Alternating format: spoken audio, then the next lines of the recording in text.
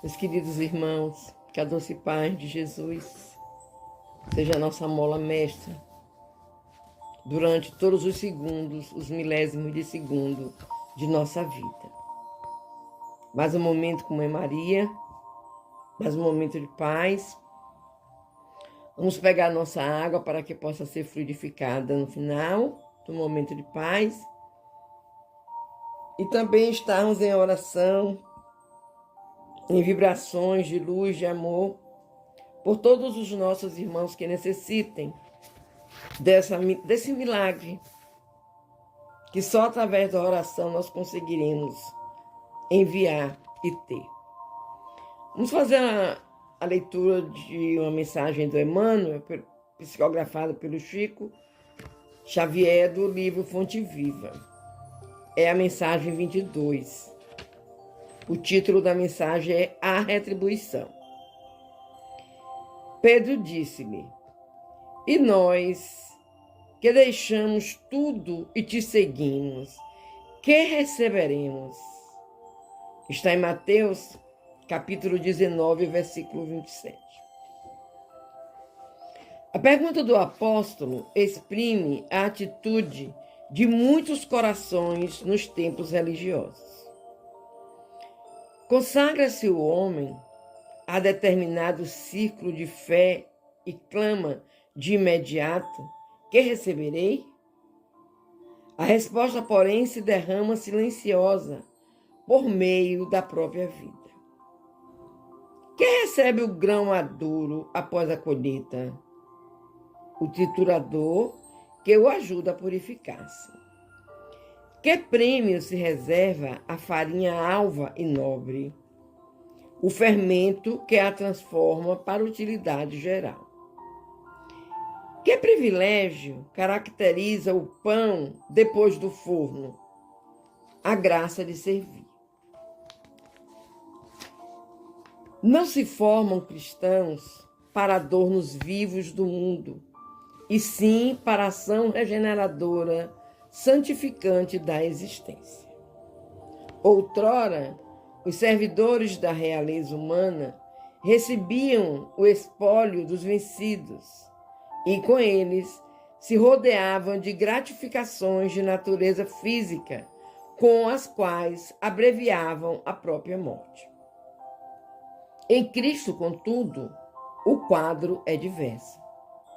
Vencemos em companhia dele, para nos fazermos irmãos de quantos nos partilham a experiência, guardando a obrigação de ampará-los e ser-lhes úteis. Simão Pedro, que desejou saber qual lhe seria a recompensa pela adesão à Boa Nova, viu de perto a necessidade da renúncia. Quanto mais lhe acendrou a fé, maiores testemunhos de amor à humanidade lhe foram requeridos. Quanto mais conhecimento adquiriu, a mais ampla caridade foi constrangido até o sacrifício extremo. Se deixaste, pois, a devoção a Jesus, os laços que te prendiam às zonas inferiores da vida, recorda que por felicidade tua recebeste do céu a honra de ajudar, a prerrogativa de entender e a glória de servir. Mensagem bonita, né? Como sempre, as mensagens de Emmanuel, meus queridos, são muito bonitas. Retribuição. É uma palavra que nós vemos muito na nossa jornada. Vemos muito na nossa jornada. As pessoas querem fazer algo, mas antes de fazer, elas já estão pensando em como serão recompensadas, em como serão remuneradas, em como serão gratificadas. Jesus, quando caminhou pela terra, quanto doou de si? Quanta singeleza, quanta humildade, quanto amor, quanta fé, quanto sacrifício. E ele nunca pensou em uma retribuição própria, porque ele veio para o mundo e pelo mundo ele trabalhou. A retribuição que ele tinha era do Pai, Nós, humanos, inventamos tantas regras, tantas palavras, como a retribuição, né? Como orgulho, como a inveja, como egoísmo. Palavras vãs, palavras sem significado divino. Palavras que nada trazem para nós. Nada trazem para nós. Então, meus queridos, quando algo fizermos pelo nosso irmão, que paremos um pouquinho, pensemos e diga, meu Deus, que faria Jesus? Que pensaria nosso Mestre Jesus se estivesse no meu lugar? Vocês vão receber uma resposta fantástica. Jamais pensarão nessa retribuição humana, porque vocês já estarão recebendo um pagamento divino, um pagamento do Pai, de Jesus. Que Deus nos abençoe. Vamos fazer a oração de nossa mãezinha Maria. Ave Maria, cheia de graça, o Senhor é convosco. Bendita sois vós entre as mulheres, mãe querida. Bendito é o fruto do teu ventre, Jesus. Menina Maria, mãe de Jesus, rogai por nós, pecadores, agora e na hora de nosso desenlace, de nossa morte. Que assim seja.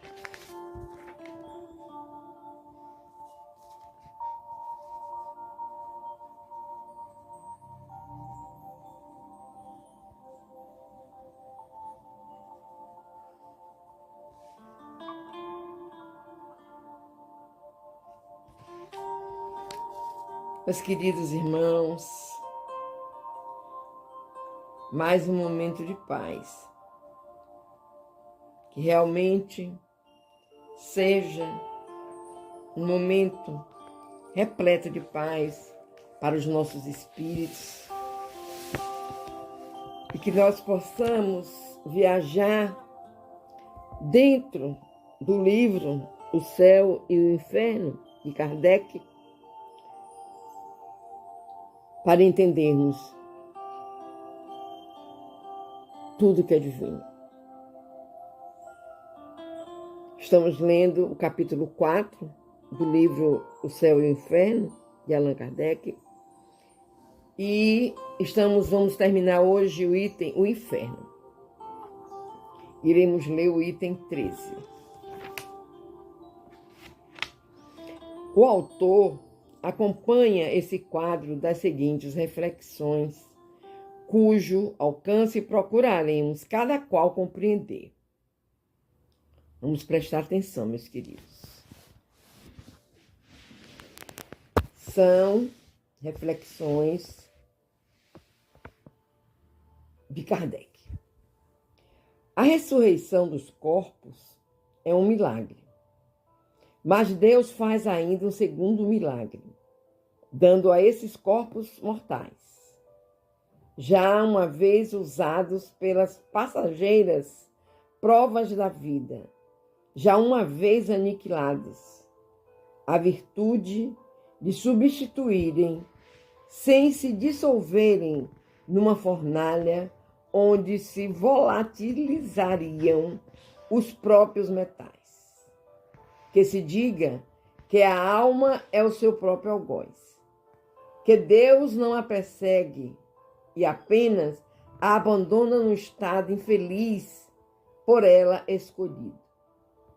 Conquanto esse abandono eterno de um ser desgraçado e sofredor pareça incompatível com a bondade divina. Vá! Mas o que se diz da alma e das penas espirituais não se pode de modo algum dizer dos corpos e das respectivas penas, para perpetuação das quais já não basta que Deus se conserve impassível, mas, ao contrário, que intervenha e atue, sem o que sucumbiriam os corpos. Os teólogos supõem, portanto, que Deus opera efetivamente após a ressurreição dos corpos. Esse segundo milagre de que falamos, que em primeiro lugar tira dos sepulcros que os devoravam os nossos corpos de barro, retira-os tais como aí baixaram, com suas enfermidades originais e degradações sucessivas da idade. Restitui-nos a esse estado decrépito, friorentos, gotosos, cheio de necessidades, sensíveis a uma picada de abelha, assinalado dos estragos da vida e da morte. E está feito o primeiro milagre. Depois, a esses corpos raquíticos, prontos a voltarem ao pó de onde saíram, outorga propriedades que nunca tiveram. A imortalidade, esse dom que em sua cólera, dizei antes em sua misericórdia, retirara a Adão ao sair do Éden. E eis completo o segundo milagre. Adão, quando imortal, era invulnerável, e deixando de ser invulnerável, tornou-se mortal. A morte seguia de perto a dor. A ressurreição não nos restabelece, pois, nem nas condições físicas do homem inocente, nem nas condições, nem na do culpado, sendo antes uma ressurreição das nossas misérias somente, mas com um acréscimo de misérias novas infinitamente mais horríveis. É, de alguma sorte, uma verdadeira criação e a mais maliciosa que a imaginação tenha, porventura, ousado conceber. Deus muda de parecer e, para juntar os tormentos espirituais dos pecadores, tormentos carnais que possam durar eternamente, transforma de súbito, por efeito do seu poder, as leis e propriedades por ele mesmo estabelecidas, de princípio aos compostos materiais. Ressuscita carnes enfermas e corrompidas e, reunindo por um só nó indestrutível, esses elementos que tendem por si mesmo a separar-se, mantém a perpétua contra a ordem natural. Essa podridão vida, lançando-a ao fogo, não para purificá-la, mas para conservá-la, tal qual é, sensível, sofredora, ardente, horrível e como a quer, imortal. Por este milagre, se arvora Deus num dos algozes infernais. Pois, se os condenados só a si podem atribuir seus males espirituais, em compensação, só a Deus poderão imputar os outros. Era pouco aparentemente o abandono, depois da morte, a tristeza ao arrependimento, as angústias de uma alma que sente perdido o bem supremo. Segundo os teólogos, Deus irá buscá-las nessa noite, ao fundo desse abismo, chamando-as momentaneamente à vida, não para as consolar, mas para as revestir de um corpo horrendo, chamejante, imperfectível, mas empestado que a túnica de Dejanira, abandonando-as então para sempre. Ainda assim, ele não as abandonará para sempre. Em absoluto, visto como céu e terra, não substituem senão por ato permanente da sua vontade sempre ativa.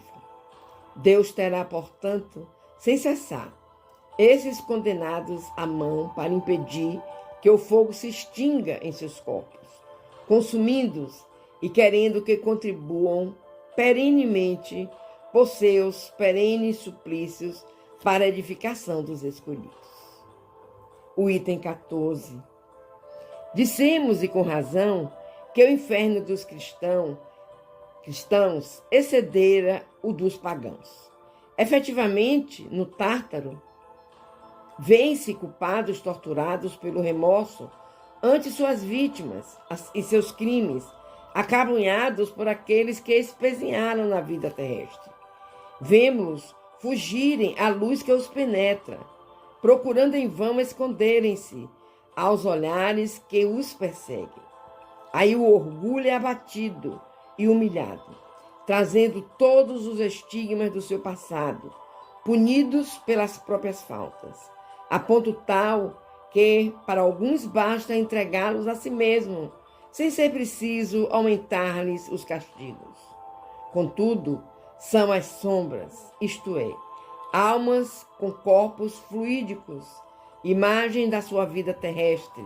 Lá não se vê os homens retomarem o corpo carnal para sofrer materialmente com fogo a penetrar-lhes a pele, saturando-os até a medula dos ossos.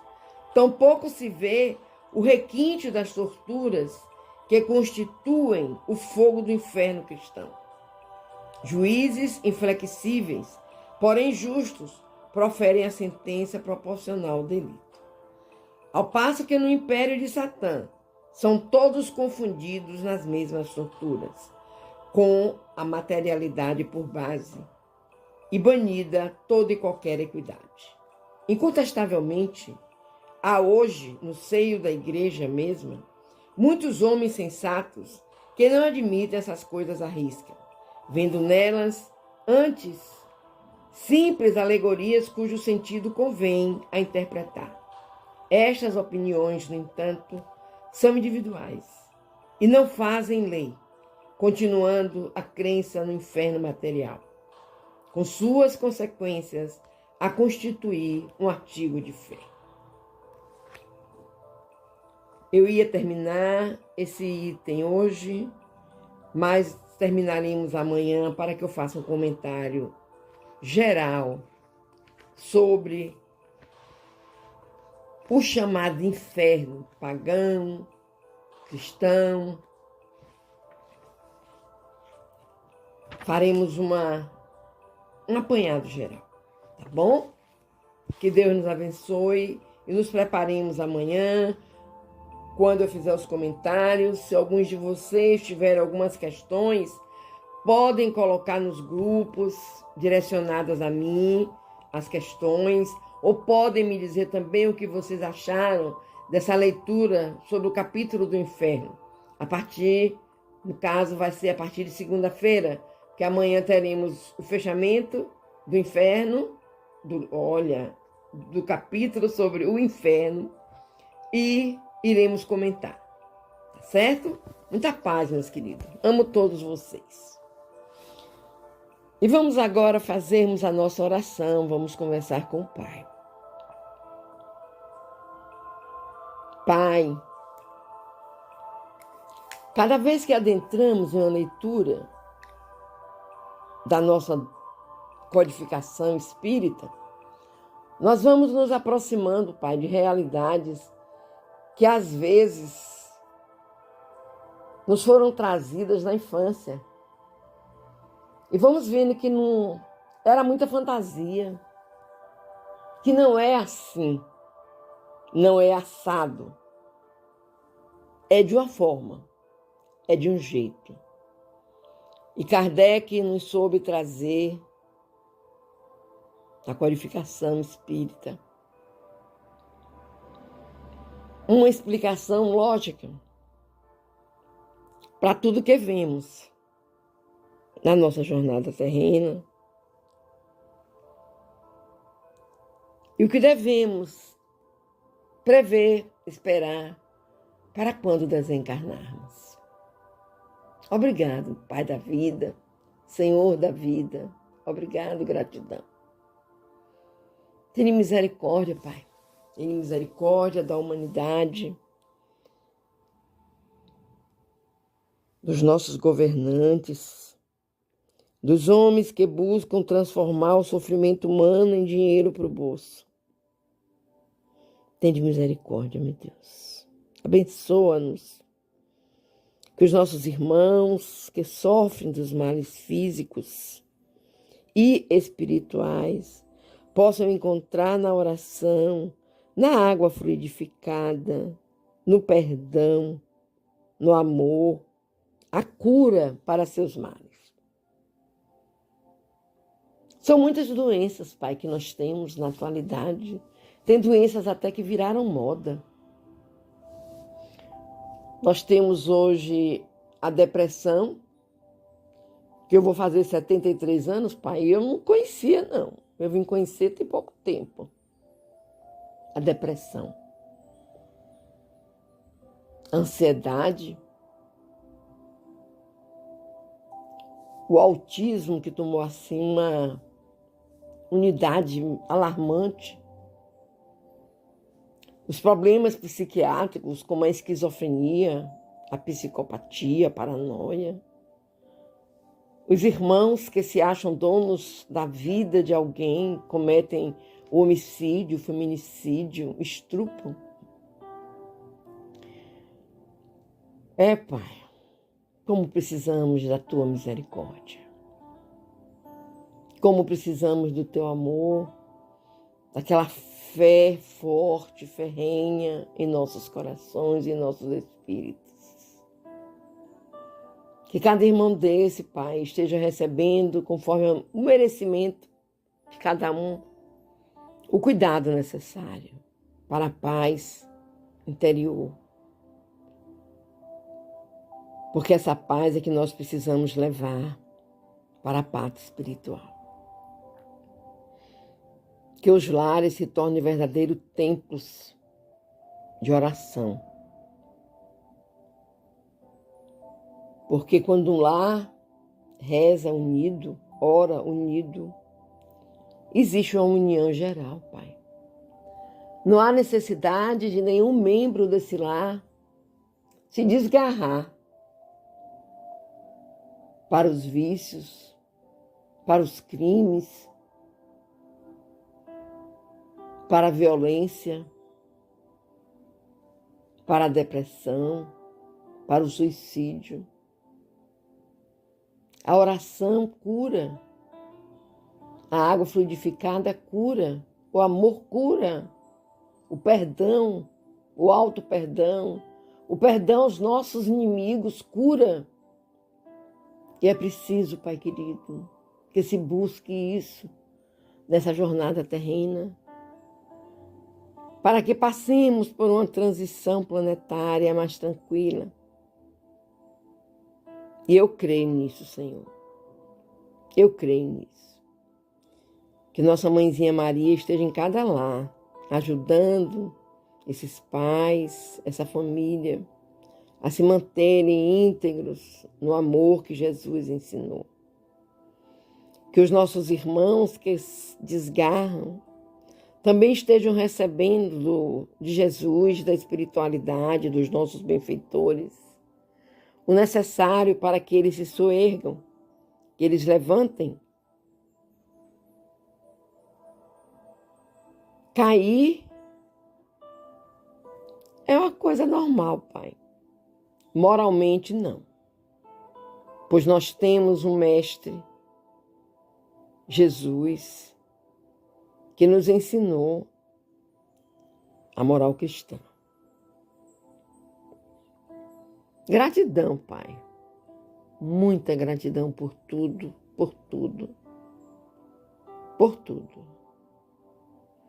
E vamos juntos, meus queridos, fazermos a oração que Jesus nos ensinou para conversarmos com o nosso Pai, pedindo a espiritualidade amiga que venha a fluidificar as nossas águas, colocando aí o remédio necessário para a nossa paz, para a nossa cura.